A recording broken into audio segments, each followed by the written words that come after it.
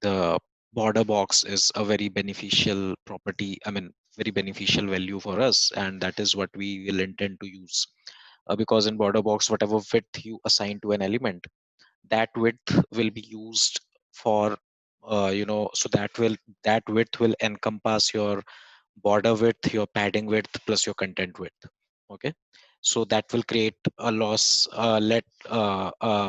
lesser confusion. All right. So yeah, so we'll be doing that. So we discussed all this theory in the last class. However, we were not able to implement it. So let's do that first, okay, in today's session, and then we'll move to another very important concept in CSS, which is positioning the content, and we'll discuss its theory today. All right. So just give me a second.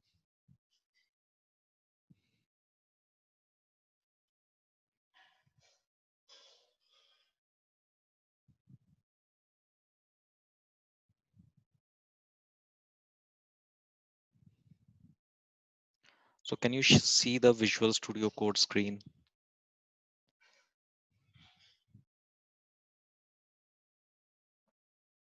All right.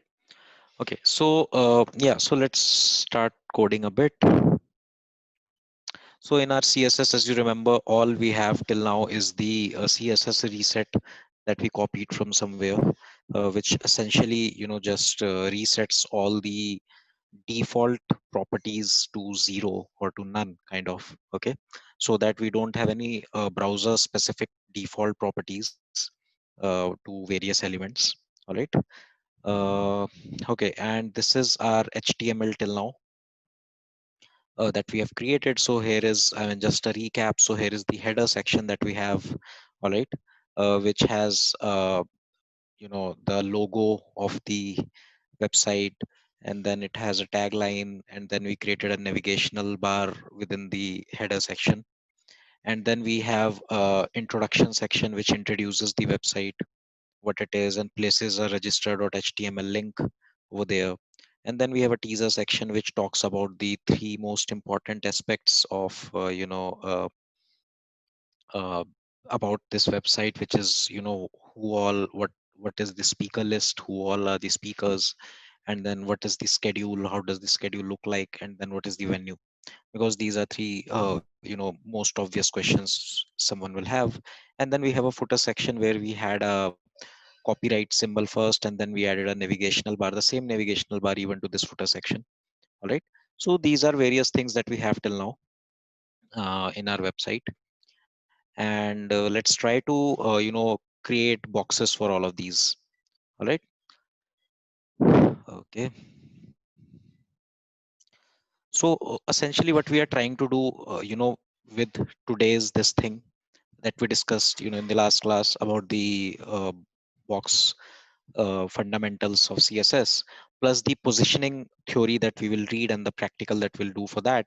All of this combined, we are trying to actually create layout for our website. Okay, and creating layout is very, very essential. So that a skeleton of the website in terms of position and design is created, and then we keep on adding new designs on top of it. So overall the layout of the website will be done. All right, so we are trying to do that.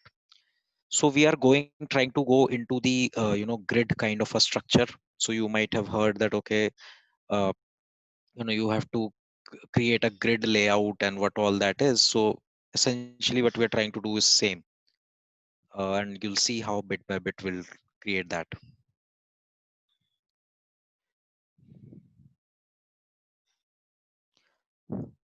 So now all the various things that we'll be creating will be under the grid section. I mean, we have just placed a comment called grid. I mean, just to keep, the website, the CSS looks clean. Okay.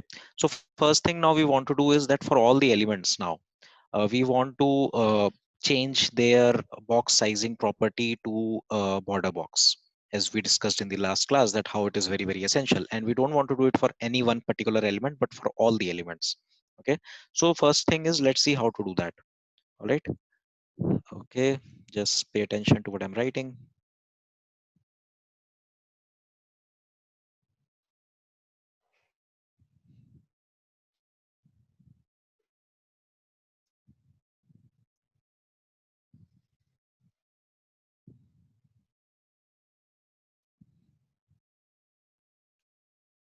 Okay. So now the first question which will arise is that, okay, what is this star? Okay. So star is a universal selector, guys. Okay. So whenever you write star, that means you are selecting all the elements, on that, in your basically your HTML. Okay, so that is what star stands for. And as you can see, even the specificity is 000. I mean, this is an exceptional element, and this is, sorry, an exceptional selector which has no specificity of its own. And uh, this selector, the star selector, it essentially means select all the elements that you can imagine in your HTML file. Okay, so first is that. Then secondly, what is the star colon before and star colon after? So essentially what happens is that often, and this is not something which we are doing, but often when browser is rendering CSS uh, on your HTML, what it does is that it kinds of creates some dummy elements, here and there. So let's say you have a P element, it will kind of create an element before it, an element after it, and things like that. Why it does that? I mean, those are all some advanced kind of concepts. But for now, for simplicity, you should remember that in some cases, the browser can do that. All right, it can create some dummy elements before or after your what do you call it?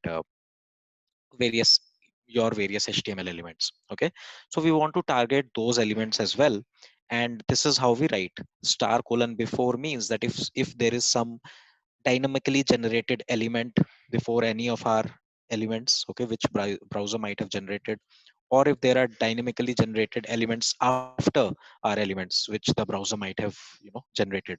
So select all of them, all of the elements. We don't want to leave any element on the page, and give it a box sizing of border box. So is that clear to everyone? Is it clear, guys? Please say yes or no. I mean, this is just a lot of theory. I mean, you can keep raising questions, why is it, what is it, I don't really understand, but this is a kind of thing you should just remember. Okay, why we are doing it. So basically, star is a universal selector. Star colon before means if there are some dynamically generated elements before, which are any of our element which browser might have generated, or if there is any dynamically generated element after any of our elements which browser might have generated. So we want to target all of those elements. We don't want to leave any single element, in our HTML. All right, and we want to change their box sizing property to border box, which we discussed in the last class. Why we prefer border box. All right, now there is something else as well to it.